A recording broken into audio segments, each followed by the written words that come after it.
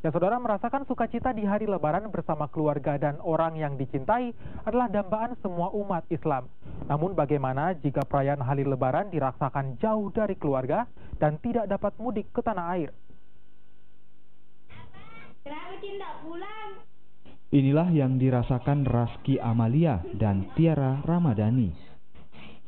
Kedua gadis belia ini terpaksa berlebaran tanpa kehadiran nenek tercinta karena harus bekerja di salah satu perkebunan kelapa sawit di Sabah, Malaysia.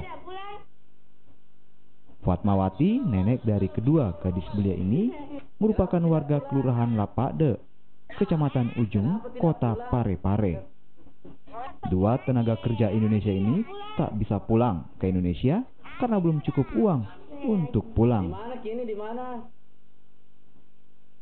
Namun rasa sedih dan kerinduan yang dirasakan, Raski Amalia dan Tiara Ramadhani sedikit terobati melalui aplikasi smartphone dengan telepon video call.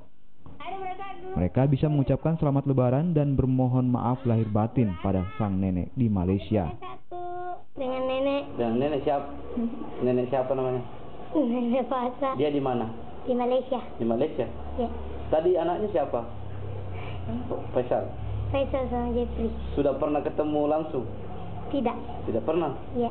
Jadi hanya melalui media sosial? Ya.